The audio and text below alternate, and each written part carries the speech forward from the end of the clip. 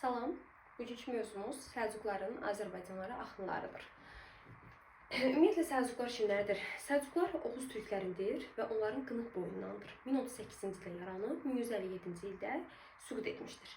1038-ci ildə yaranıb deyirəm. 38-dən əvvəlki hadisələr olur, amma bu Səlcuq dövlətinə aid deyil. Ümumiyyətlə Azərbaycana 3 dənə böyük türk axını baş vermişdir. Birinci türk axını eradan əvvəl 7-ci əsrdə İskit tayfaları Dərbənd keçidindən keçərək, yəni Azərbaycan şimalını Dərbənd keçidindən keçib Azərbaycana gəldilər. İkinci axın yenə Hun tayfaları olmuşdur və onlar da Dərbənd keçidindən keçib Azərbaycana gəlmişlər. Amma Səlcuqlar baxın burada yaranıb. Azərbaycanın cənubundan keçib gəliblər Azərbaycana. Yaxşı, yazaq Səlcuqlar. Demək, Səlcuqlar kimlər oldu? Oğuzların Qınıq tayfasından olan Oğuz türkləridir ümumiyyətlə. Azərbaycana gəlişləri adlanır 3-cü türk axını və Azərbaycana hansı istiqamətlə gəliblər? Cənub istiqamətindən keçib gəliblər Azərbaycana. Yaxşı, amma bu ümumiyyətlə Səlcuqların qərbə yürüşüdür. Səlcuqların qərbə yürüşü Azərbaycana cənubdan keçib gəlmələri. Yaxşı, Səlcuq bəydən başlayaq. Görək Səlcuq bəy kimdir? Yaxşı. Səlcuq bəydən nə desəm, 10-cu əsrə aid götürəcəksiniz. 10-cu əsrin 70-ci illərində gəlir Buxara ətrafına və burada İslam dinini qəbul edir. Oğuz Yavqusu ilə münasibətləri pisdir. Oğuzlar burada da yaşayırlar. Amudariya Sırdariya çayının arasında bu sizə lazım deyil. Sadəcə onlarla münasibətləri pisləşir deyə gəlir, baxın, Buxara ətrafına. Görürsünüz, Azərbaycan burada, Xəzər dənizi burada, bu da Buxaradır. Buxara ətrafına gəlir və İslam dinini qəbul edir. Səlcuq bəyə aid olan hadisə nə vaxt aid oldu? 10-cu əsrə. Bitdi. Gəldik 11-ci əsrə. Deməli, Mahmud Qəznəli var idi, hansı ki biz bunu Qəznəli dərsində keçmişdik. Mahmud Qəznəli 11-ci əsrdə icazə verir ki, Səlcuqlar gəlsin, baxın, bu Xorasan ətrafında yaşasınlar. Xorasanda yaşamalarına neyini icazə verir. Artıq bundan sonra danışdıqlarım hər bir şey 11-ci əsrə aiddir. Onun irəliyəcəyik. Yaxşı, 11-ci əsrin ilk 10 illiyində. 11-ci əsrin ilk 10 illiyi, yəni 1001, 1002, 1003, 1010-cu ilə qədər olan hadisədir. İlk 10 illiyində Səlcuq türkləri gəlir hara? Cənubi Azərbaycan, Arran, Naxçıvan və Dəbil ətrafı. Yazıram. Cənubi Azərbaycan, Arran bilirsiniz də Şimali Azərbaycan deməkdir. Naxçıvan və Dəbil ətrafına gəlib məskunlaşırlar. 11-ci əsrin ilk 10 illikləri Səlcuqların Azərbaycana ilk gəlişləridir. 1015-ci il. 1015-ci ildə Toğrul bəy əmr verir və Çağrı bəy neyinir? Qəznəlilər tərəfindən sıxışdırıldıqlarına görə qərbə gəlirlər. Buradan qərbə doğru gəlirlər. Niyə? Qəznəlilər sıxışdırır deyə. Ki, qərbə hara gələcəklər? Qərbdə hansı dövlət var? Baxın, burada Bizans dövləti var. Məqsədləri Bizansa kəşfiyyat eləməkdir. Bizansa kəşfiyyat yürüşüdür. Və Bizansa ağır məğlubiyyətə uğradıqdan sonra Naxçıvan və Van gölü ətrafını təhlükəsizliyini təmin edirlər. Dəbilin aşağısı da Van gölüdür. O istiqamətə neyini? Təhlükəsizliyini təmin edirlər. 1028-ci illərdə. Baxın, 11-ci əsrin ilk 10 illiyini dedik. 1000-ci ildən 1010-a qədərdir. Sonra 10-cu ildə olmuş hadisə. 20-ci ildə olmuş hadisə. 1028-də Xorasanda bir Oğuzlar qiyam qaldırır. Xorasanda Oğuzlar neyinir? Qiyam qaldırır. Bilirsiniz də, Xorasanda qiyam Səlcuq dövlətinə aid deyil.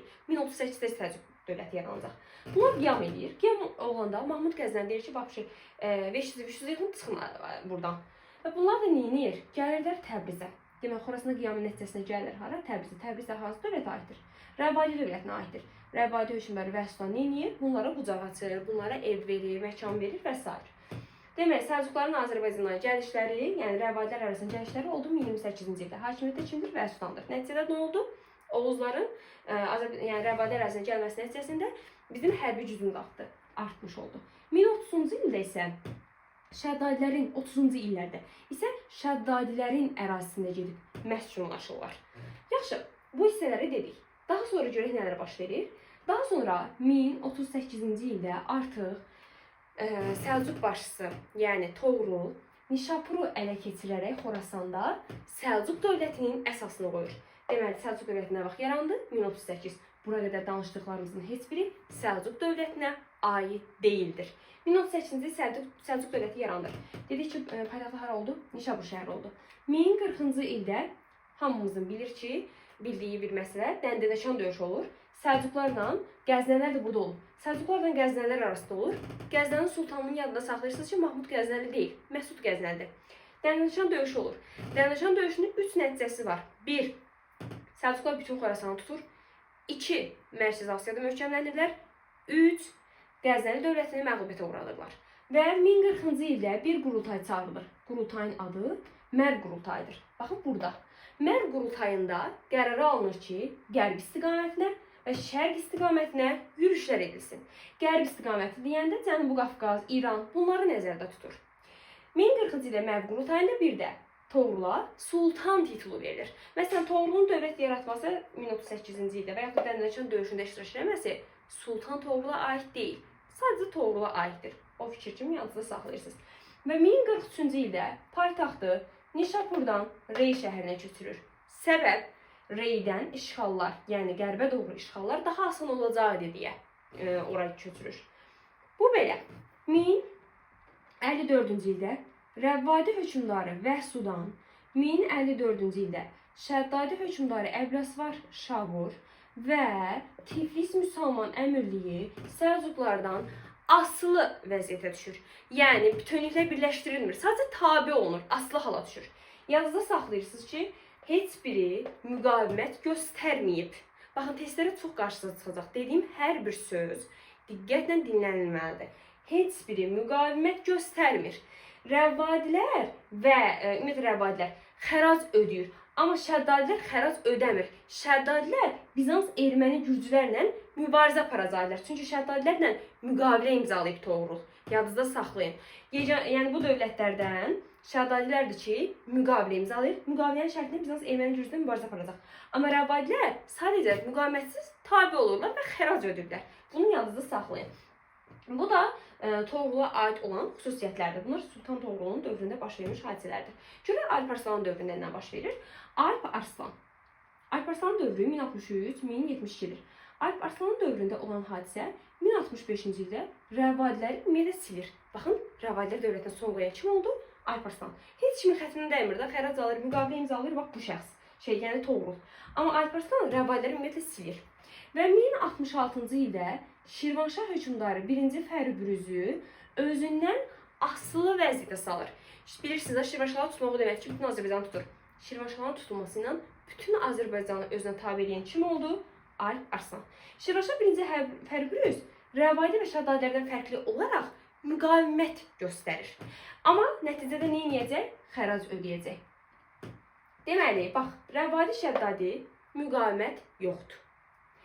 Rəvvadi Şirvanşah xərac ödəyir. Amma Şəddadilər nə edir? Deyir, müqavilə imzalayaq, Bizans erməni gürcülərlə mübarizə aparmış olaq. 1-ci Fərrübürüzə bir cəza verilir, müqavimət göstərir. Baxın, təbii ki, bu cəzası qalmayacaq. Cəzası odur ki, Şirvanşah titulunu əlindən alır, ona aşağı bir titul, Məlikşah titulu verir. Məlik titulu verir, belə desə daha doğru olar. Məlik titulu verir. Və Şirvanşahı da tabe eləyən Alp Arslanın sərkərdəsi Qara Təkindir. İndi burada 3 şəxs yazacağım. Bir İbrahim Yınaldır, bir Qara Təkindir, bir də Qutalmış bəydir. Deməli, İbrahim Yınal nə edir? İbrahim Yınal Qərbi İran, baxın İranın qərbi və Azərbaycanın cənubunu tutub. İbrahim Yınal. Qutalmış nə edir? Qutalmış Xəzər dənizinin cənubunda məskunlaşır. Oradan gəlir Araz çayına, nə bilim, oradan keçir Arrana. Bu da Qutalmış bəydir. Orada biraz çay kafe burada içir, biraz burada belə gəzir də özü üçün. Qara Təkin də neynədir? Şirvanşahları özünə tabe eləyən şəxs oldu. Deməli, bütün Azərbaycan kimi tabe eləyib Alp Arslan. Məlikşahın dövründə nə baş verib? Məlikşahın dövründə heç nə. Bunun bir sıra islahatı var. Azərbaycanda vahid ölçü çəki pul sistemi, ticarət yollarında əmin-amanlıq və bəzi tacirləri vergi rüsumlarından azad edir və nəticə etibarilə Azərbaycanda iqtisadiyyat inkişaf etmiş olur. Yaxşı, bu da Məlikşahın dövründə olmuş hadisələrdir. Videoya baxın. Aha. Səlcuqlar dövründə yaranmış, ümumiyyətlə mövcud olmuş bir yaranmış torpaq mülkiyyət forması var. Baxın, iqta nədir? Bir də uc var. Bunlar nə olan şeylərdir? Diqqətlə qulaq asın. İqta bilirsiniz də, Ərəblər dövründə var, 9-11-ci əsrdə var, yəni Şirvanşah Səlcuqlar, Rəvadi Şəddadinin dövründə var. Eyni zamanda Səlcuqlar dövründə olmuş torpaq mülkiyyət formasıdır. Bütün Azərbaycanı tutub Səlcuqlar. Aha, əla. Bütün Azərbaycanı tutduqdan sonra Səlcuqlar öz əmirlərinə hərbi xidmət müqabilində iqta verir. Yəni iqta nədir? Hərbi xidmət müqabilində verilirsə şərti torpaqdır. Amma bu iqta sahibləri daha sonra irsən keçməyə başlayır. Şərti olsa da artıq irsən keçirdi. Buna fikir verin. Normalda şərti torpaq irsən keçmir. Amma burada istisna olubdur. Elə ərəblərin dövründə də elə bir şeydir. İqtanın iki növü var idi. Bağışlanan və icariyə olunan. Bağışlanan irsən keçirdi məsələn. Və orta xüsusiyyətdir. Uz isə nədir? Sərhədləri qoruyanlara verilən torpaq mülkiyyət formasıdır. Deməli, iqta ilə uz nə oldu? Torpaqlarımız oldu. İndi gəldik vergilərə. Vergilər hansılardır?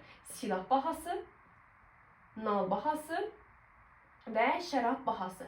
Bunlar da vergilərdir. Bu torpaqlardır, onlar vergilərdir. Yaxşı, Səlcuqlar Azərbaycana gəldi. Nəticəsi nədən ibarətdir? Nəticəsi birincisi, deməli Bizans, erməni və gürcülər, yəni Azərbaycan qərbində yerləşən Bizans, erməni və gürcülərin Azərbaycanı işğal etmək planları puça çıxdı. Bu bir. İkincisi, Səlibçilər və yaxud da testdə yazar Katolik kilsəsinin nümayəndələri və yaxud da Qərbi Avropa dövlətləri, bu üçü də eyni anlayışa gəlir çıxır. Bunların hər biri Azərbaycan, ümumiyyətlə Şərq dövlətlərini işğal etmək planı puça çıxdı. 2. Ümumiyyətlə Türklərin gəlməsi ilə Türk-İslam birliyi oldu. 3. Daha sonra Azərbaycan Cənubi Qafqazda əsas etnik siyasi amilə çevrildi. Daha sonra Mərkəzi Asiyada, Ön Asiyada və Cənubi Qafqazda ümumiyyətlə ölkələr arasında iqtisadi siyasi əlaqələr yarandı. Yəni ancaq müsbət şeylər olur. Yaxşı şeylər, çünki türklərdə axı yaxşı şeylər olur. Yaxşı. Səlcuq dövlətinə baxın, hələ yazdığım hissələr sadəcə bundan ibarətdir. Bir də dediyim o sərçələri fikir verin. Qaratəkin, İbrahim İnan və Qutalmış bəy. Çünki onlardan heç vaxt düşməyib. Nə bilirsə bu düşmədi, sürpriz ola bilər. Ona görə hər cümləyə fikir verin. Yaxşı. Bir də qeyd edeyim ki, Dəndəndaşan döyüşü baxın burada olur. Yəni Mərv ərazisindədir. Deməli, Alparslan dövründə demədik, 1071-ci ildə Malazgirt savaşı olur. Çünki ümumi tarixdə demişdim deyə. Malazgirt savaşı da hardasa bu hissələrdə olur. Bundan Kiçik Asiyada möhkəmlənmiş olur. Paytaxtları Nişapur, Rey və İsfahandır. Nişapur və Reyi eləyən Toğruldur. İsfahanı eləyən Məlikşahdır. Yəni Alp Arslan paytaxt dəyişməyib. Səlcuqlardakı Alp Arslan dəyişməyib. Azərbaycan tarixində Arslan adlı şəxs kilsəcəyi o paytaxt dəyişibdir. Bunlara fikir verin, qarışdırmayın. Yəni 3 dənə paytaxt olub. Bütün Xorasan dediyinə bax hansı döyüşün nəticəsində tutulur. Bax məntiqlə də Dəndəndaşan döyüşünün aşağısına Xorasan gəlişsə, deməli bütün Xorasanı nə vaxt tutublar? Dəndəndaşan döyüşünün nəticəsində.